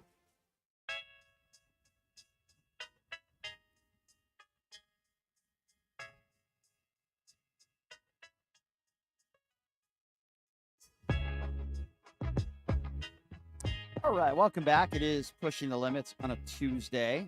I want to tell you guys about my good friends at Jackson's Bar and Grill, my favorite gaming bar in town. Today happens to be Tuesday, so I got good news for you if you're in the Valley here. Show your TAM card, and you get $50 in free slot play. If you show up to Jackson's today, $50 free slot play if you show your TAM card. Great food, great atmosphere. I love Jackson's Bar and Grill. Great people as well. I was out there the other day, played some slots, had a little bit of fun. Go out there, tell them I sent you. Jackson's Bar and Grill, located at Flamingo and Jones. So we're going to get to the Scotty Scheffler story here in a little bit. Some new developments in this situation that took place on Friday morning, and I'm laughing because it's so absurd. Number one golfer in the world getting arrested in a jail cell just a few hours before his tee time. The police department is now speaking out a little bit about this, and we'll give you that information coming up here in a little bit. I did mention that Fani Willis did an interview yesterday. She's not doing many interviews these days, but she did do an interview yesterday on MSNBC with Rachel Maddow. And she went into a little bit of detail of how she says that they are going after her for political reasons. Have a listen to this exchange. No, Governor Barnes is my attorney. They have decided in Georgia that they would like to come over after me. They use false reasons for wanting to come after me. I don't know if you remember, and I believe we talked about it last time. Georgia had never had a prosecutorial oversight committee, and all of a sudden, 14 minorities were elected to office to serve as district attorney. And now all of a sudden they need an oversight committee to look after district attorneys because they want to tell us how to prosecute and who to prosecute and where we should put our resources, as opposed to allowing the voters that put us in these seats to make those determinations. The voters in my community are very clear that they want crime rid out of their communities, but they want it done both by removing violent offenders, which is what we have done. We've gone after gangs and we've worked with our police departments to do so. So listen, I understand what she's saying, and I don't necessarily disagree with her. I will also say that she did use some poor judgment in having sexual relations with a guy that she made the decision to put him on a case or cases. Certainly doesn't help the situation, but it doesn't mean they don't have evidence to convict Donald Trump either. So both can be right at the same time. But I understand what she's saying about this prosecutorial oversight committee. I love it when she starts crapping on Jim Jordan. Have a listen to this. This is Willis basically spitting fire on Jim Jordan with Rachel Maddow. Jordan has time after time after time attacked my office with no legitimate purpose. Anyone who knows Jim Jordan's history knows that he only has the purpose of trying to interfere in a criminal investigation. He has now turned his tricks to he's going to look at grant programs, which I invite him to do, and we have complied with his subpoenas, but yet he continues his attacks to try to interfere in a criminal investigation, while his jurisdiction has one of the worst crime rates, has poverty issues, and not one time has he used his position to try to investigate people who are attacking me and attacking others legitimately doing their jobs, making him illegitimate in his position, and it's disgusting. And so I bring that up at the federal level because now at the state level, they've decided to follow this clown's lead. So I agree with her 150% on that. I mean, Jim Jordan has no credibility. I mean, people on the far right look at him again as another sort of hero who I believe enabled kids to be raped when he was an assistant wrestling coach. He's never literally passed a bill in his entire tenure in Washington, D.C. He's a noisemaker. He's not a lawmaker. So Jim Jordan is worse than a clown. Despicable. I understand her frustration, but she had to know that as a powerful black woman, sadly, in this country, the MAGAs out there are going to go after her and give it to her 10 times harder. It's sad, but that's the truth of the scenario. And when you're in a high-profile situation like this, you better not have any skeletons in your closet. I'm not saying Fani Willis broke the law, but when you do have sexual relations with someone who you decide to put on a high-profile case, that's going to be really bad judgment on her part. And I can understand why people would say that. At the same time, it doesn't take any merits away from the case. Doesn't mean that Donald Trump is innocent. Let the chips fall where they may. I'll tell you somebody that I've enjoyed over the years. I think Bill Maher is a very entertaining guy and an intelligent guy, maybe a little snarky and snotty at times. I have met him a couple times. I'm going to give you my quick Bill Maher story before we go to the audio, because Bill Maher just made an appearance yesterday on Fox News, which is very rare, Greg Gutfeld. But I'm going to give you a quick Bill Maher story to start. So back in the day, I say back in the day because this feels like it was an eternity ago. It was many years ago. But the Anthony Weiner scandal, right, with the sexting with all these women. Well, I believe it was one of the first women that came forward. And she was a Vegas blackjack dealer. I don't talk to her anymore. I don't know if she's still a Vegas blackjack dealer. Her name's Lisa Weiss. And she had this sexting with Anthony Weiner at the time. This was the first time all this stuff came out. And at the time, this was many years ago before I was a talk show host, I was a reporter for a local news station here in town. And I found her on social media, and I hit her up. And I said, hey, would you like to do an interview with me? She said, no, I've been getting a lot of requests for interviews, but we can hang out. And we became friends, right? And this was a while ago. This was a long time ago. So as I became friends with her, I'm hanging out with her one night, and she starts to get a little emotional. And I said, what's wrong? And she said, and I remember this very vividly because she was a huge Bill Maher fan. She said Bill Maher was making fun of me on the show. He was reading the transcripts between me and Anthony Weiner, and she was like visibly very upset. You know, because it was personal chat, personal conversation. And I guess she did an interview with Hard Copy. Does that show still even on the air? I don't even know. I don't think so. And I guess Bill Maher reached out to her. Not I guess, I know. Bill Maher reached out to her, and one of his assistants called her and said, Bill's sorry that he got you upset. He'd like to invite you to the Vegas show when he does some stand-up comedy here at the Palms. He'd like to give you 2 tickets and meet you backstage. And she took me. And I was like, oh, cool. We're going to get to meet Bill Maher. It was nice. She was very nervous. So that was the first time I met Bill Maher, and I spoke with him after the show. He was a bit snarky, a bit snotty for my liking. I'll be honest with you. I've met a lot of celebrities in my life, and Bill was a little snotty. Not saying he's a bad guy. He was just not what I thought he would be, I guess. So anyway, that was my interaction with Bill. We hung out backstage for about a half an hour. Wasn't extremely talkative, but I can understand that. You just did a show. You're probably a little tired. I'm not very talkative after I do a radio show, believe it or not. I don't really want to talk to anybody. I just want to go home and take a nap. But so I can understand that. But anyway, I met him there. We talked for a few minutes. And my friend Lisa at the time met him as well. So that was my experience in meeting Bill Maher. I think Bill Maher is an extremely intelligent guy. I believe he's changed a little bit over the years. He's not as far to the left as he once was. He's still very anti-Donald Trump. I don't like his takes on vaccinations. I think he's too easy on some people. Like he did an interview with Candace Owens. I thought it was a fluffer interview. Anyway, he did Greg Gutfeld's show. I don't like Greg Gutfeld at all. I'm not a big Gutfeld fan, but I also understand Bill Maher has a new book out, and he's doing interviews these days to sell his book on these national networks. So he made some interesting statements about whether he gets along or not and how to get along with a Trump supporter. Have a listen to what he said on Gutfeld's show yesterday. I don't know if I agree with him. What do you think? Here we go.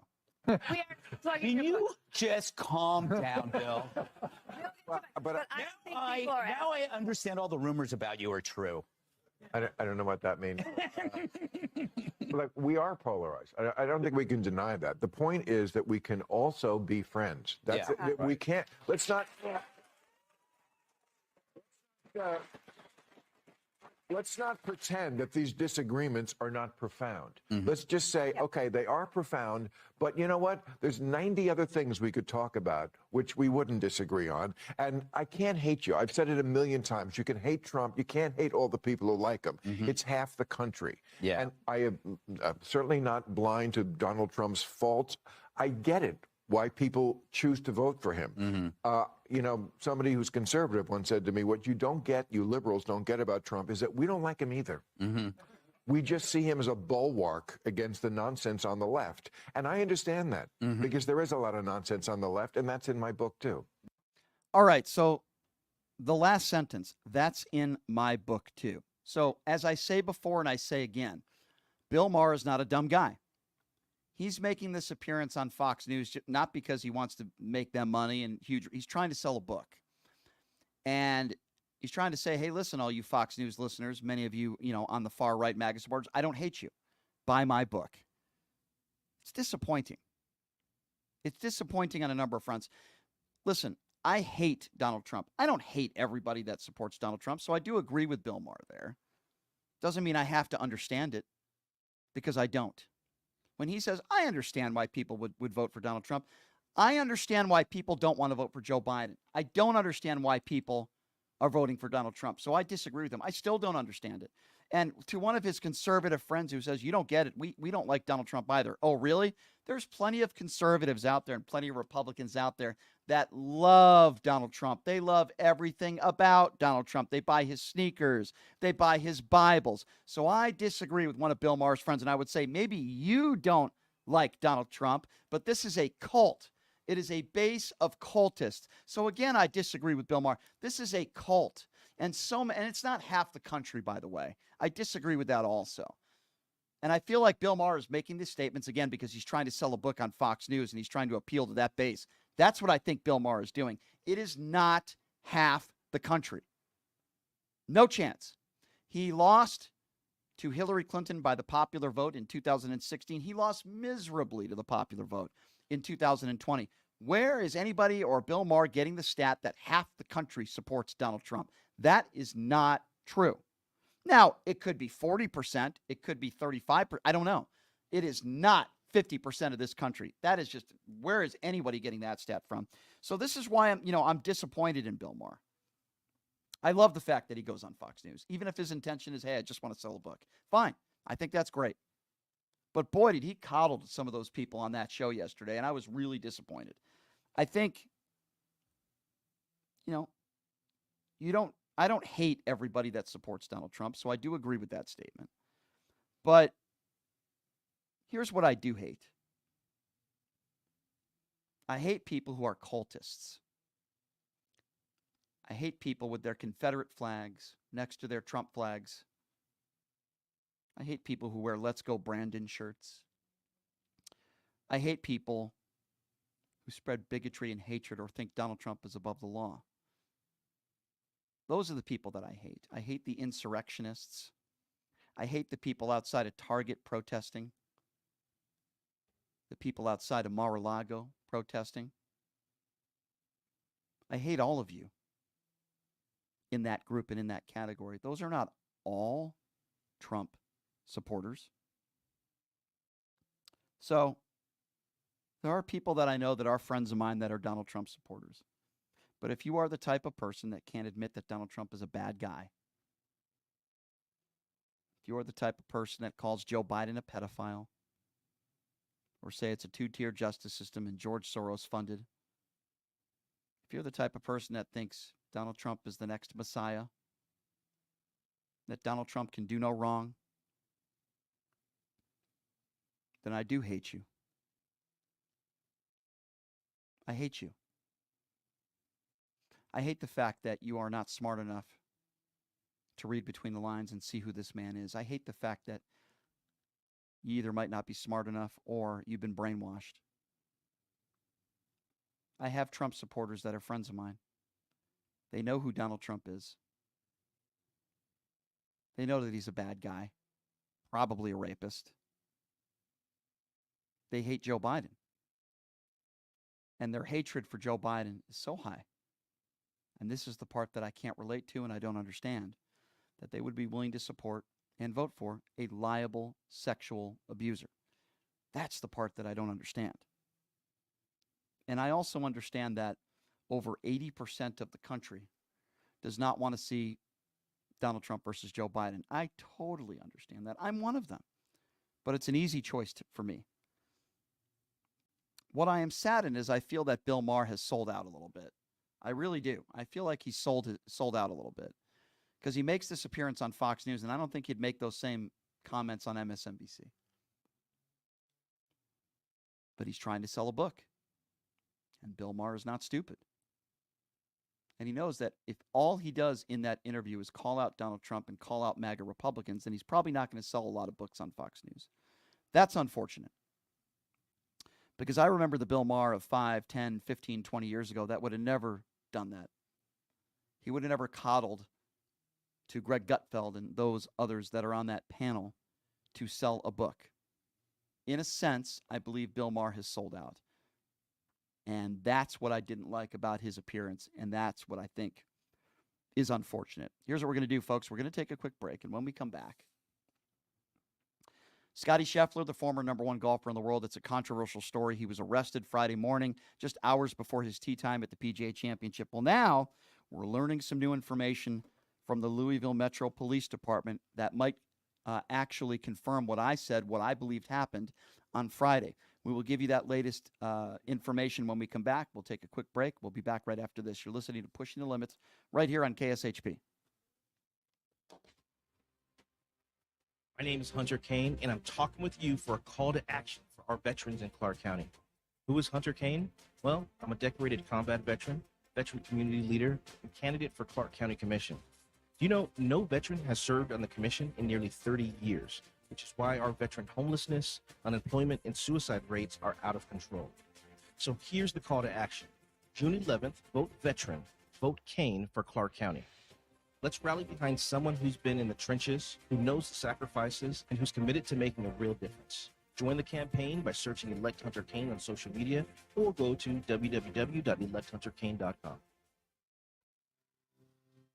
Did you know that 99% of air conditioning issues start with airflow issues? Well, guess what? Pioneer Air has your back. They've been operating for 20 years in the industry within the Las Vegas area, large enough to handle all your air conditioning and heating needs, but small enough to know your first name. Pioneer Air focuses on preventative care, much like wellness checks for humans. They believe in wellness checks for air conditioning and heating systems to extend the life of the system you own. So what are you waiting for? Schedule your wellness check with Pioneer Air today. The number to call is 702-831-4840. Here's the best news. Mention this ad and you'll receive 10% off. Call Pioneer Air today. 702-831-4840. That number again, 702-831-4840. Who would have thought there'd be so many kids playing ice hockey in the desert? Jake Helps Hockey Foundation and the Las Vegas Ice Warriors, founded by Gina Yusufzai 8 years ago, made it possible for families who can't afford the equipment and fees. Donate today at www.hockeyforkids.org and help us continue making a difference. Join us in supporting Jake Helps Hockey Foundation and the Las Vegas Ice Warriors, where every kid gets a shot at the starting line. Just a reminder, our website is www.hockeyforkids.org. I am Eva Olivia Chase, candidate for Nevada State Assembly District 16. Democrat with progressive ideas, including a woman's right to choose, public money for public schools, student debt relief reduction, and forgiveness. As a trans woman and a veteran, I will fight to protect the democracy of our country. Vote and support Eva Olivia Chase for Nevada State Assembly, District 16. My name is Kola Akimbade. I'm running for mayor of Las Vegas. As mayor, we will offset the off-season by diversifying our economy, bringing technology, high-paying jobs, and strengthening our entertainment industry. In order to tackle this issue of homelessness, we need new money because the budget will never be enough. Therefore, we will legalize prostitution and tax money will flow. Today, go to our website, Kola, K-O-L-A, kolaformayor.com, and my phone number, 725-263-2660. Support our campaign and donate today. Again, kolaformayor.com at 725-263-2660. My name is Kola Akimbade, and I'm running for mayor of Las Vegas. Residents of Las Vegas Ward 5, are you ready for a brighter future? I would like to introduce myself, Dr. Erica Smith, your people's choice for City Council. With a vision for progress and the fortitude to make it happen, I'm committed to moving us forward. I am not just a candidate, I am a fighter for you. With myself on the City Council, you can expect a real change and a community that thrives. Vote for Dr. Erica Smith because together we're building a better tomorrow. To learn more about me and my campaign, go to www.ericaforlasvegas.com, paid for by the Vote Dr. Smith Committee.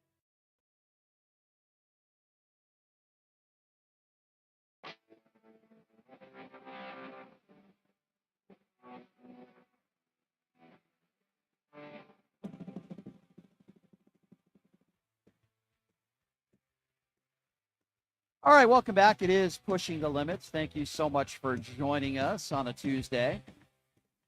We hope you join my friends at Jackson's Bar and Grill, located at Flamingo and Jones. And if you use your TAM card, or show it, I should say, to the bartender, you're going to get $50 in free slot play. That's any Tuesday in May.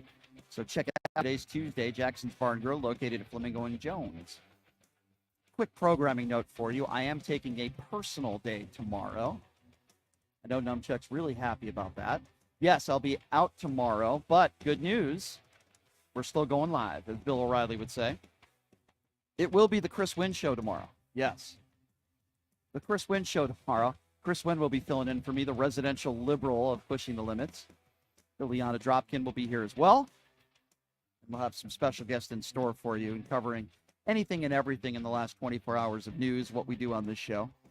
So Chris will be here tomorrow. We have Lisa Guerrero, the great Lisa Guerrero. She had to cancel her appearance last week. She rescheduled. She's coming on Thursday. I really am looking forward to talking to her. Boy, she has some interesting opinions and some good ones about the kicker from the Kansas City Chief named Mr. Butker. Yes. So we'll be talking to her about that, and she's got a new book out that's phenomenal as well. So she'll be joining us on Thursday. Eric Smith coming in studio Friday. So I've been talking a little bit, not a little bit, a lot, as has everyone else, about that crazy situation that happened at the PGA Championship on Friday morning with the number one golfer in the world. Now, it's not really necessarily really a golf story. It's just it's a policing story. It's a national story from a policing perspective. What exactly happened? Now, unless you've been living under a rock and you don't know what I'm talking about, the number one golfer in the world, he's driving early in the morning, a few hours before his tee time, getting to the golf course early. Sadly, there was a fatality right there. There was a police investigation. And an officer ends up on Scottie Scheffler's hood. Bizarre. Some witnesses have said that he's the one who put himself in that position, the police officer. Scheffler saying that it was a misunderstanding, that, and witnesses are saying one officer was telling him to go one way, another officer was telling him to go another way. It doesn't sound like the officers handled this right. If Scottie Scheffler broke the law, then he should be held to the highest extent, but it doesn't sound like that's what took place here. So long story short, he spends a few hours in a jail cell. Then he shows up to his tee time and plays pretty well. You're the number one player in the world. Didn't seem to faze him, at least not on Friday morning. I've said from the beginning that I think this sounds like bad policing, that somebody made a mistake. It was miscommunication. Scotty Scheffler should not have been arrested. That's just an opinion. So the Louisville Police Department is now saying they're going to be investigating the officers following the department's policies in the arrest of Scotty Scheffler. This is according to Louisville Mayor Craig Greenberg. He said, I think that's critically important that we do that, not just in high-profile events that take place on Friday, but on a regular basis. He also said if policies are not being followed, there will be transparency about that. There will be action taken. He was asked if the investigation was a professional standard unit investigation.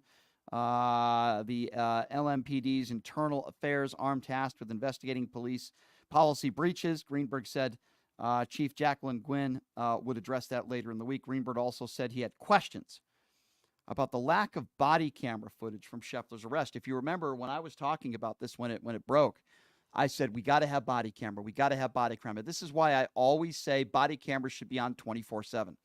I don't care if you're in the restroom.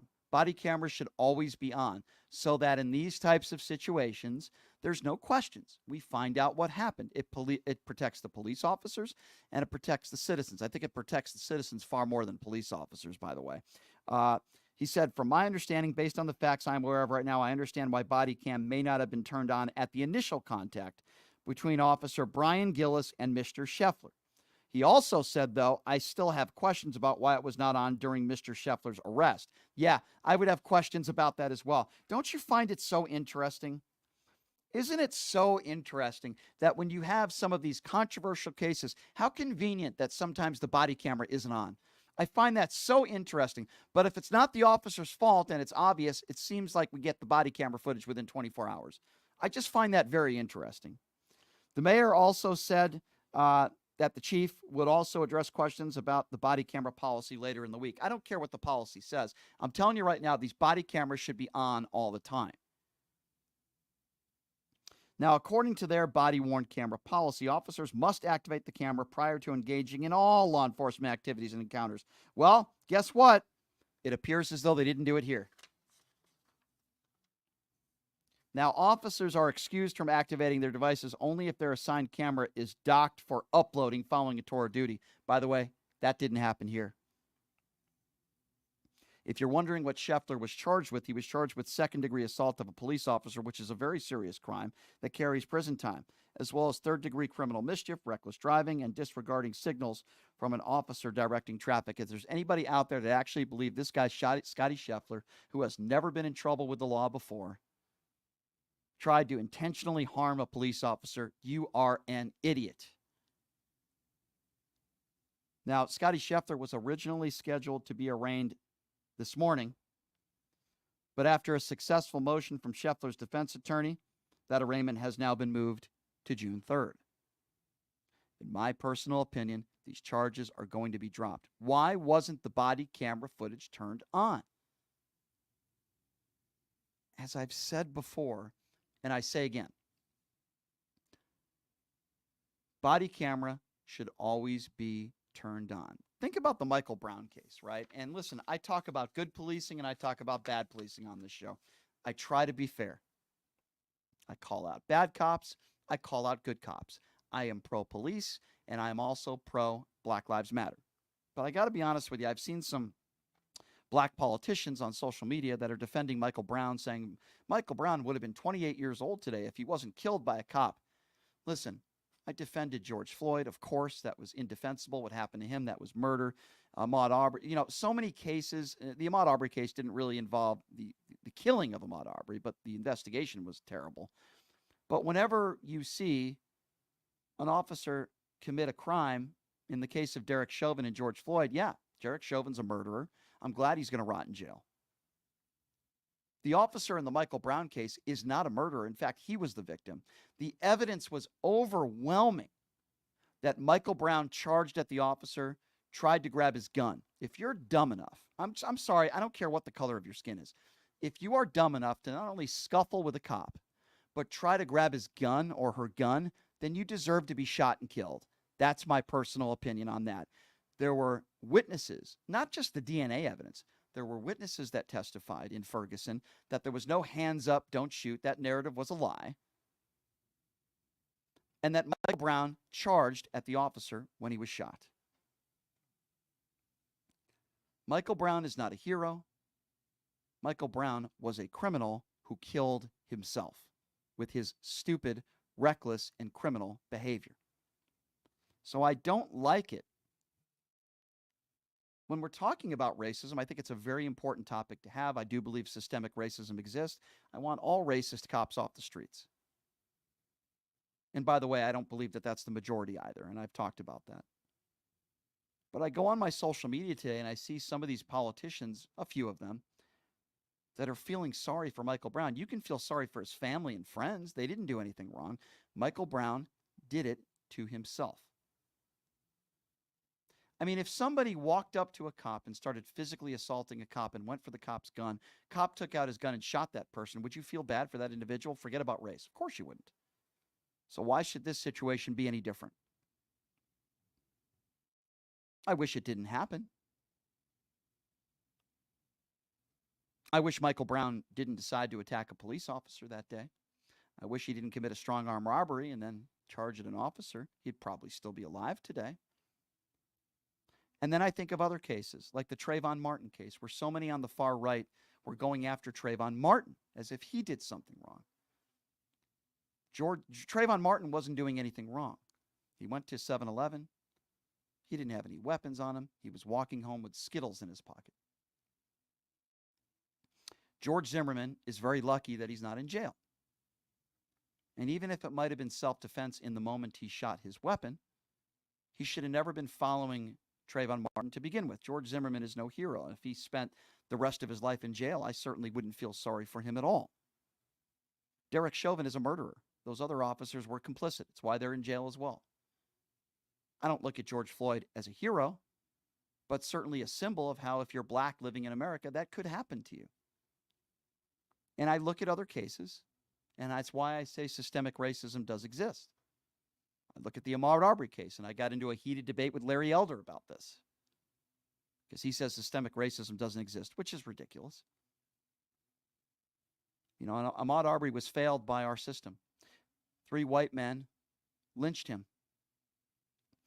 And that was put under the rug, that case. His mother was lied to. His family was lied to. Ahmaud Arbery was an innocent black man jogging down the road. Innocent. Was shot and killed.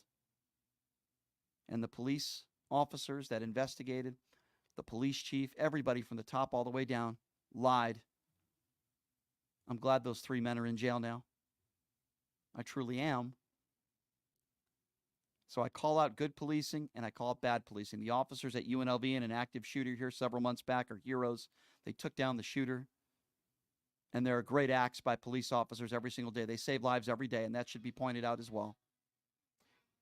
Something else that should be pointed out, if you're a fan of this show and you're the fan of what I do, can you please go to my YouTube page, which is @PTL Radio Show.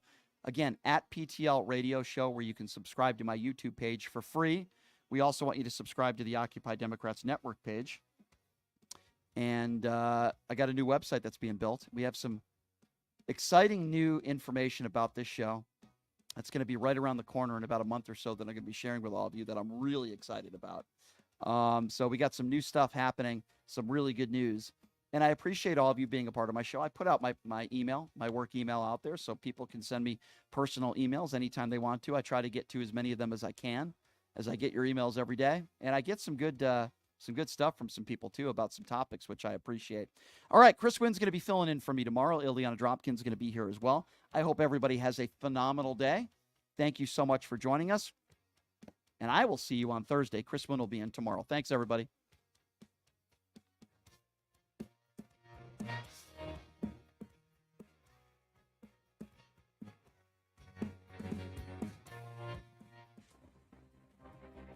My name is Hunter Kane.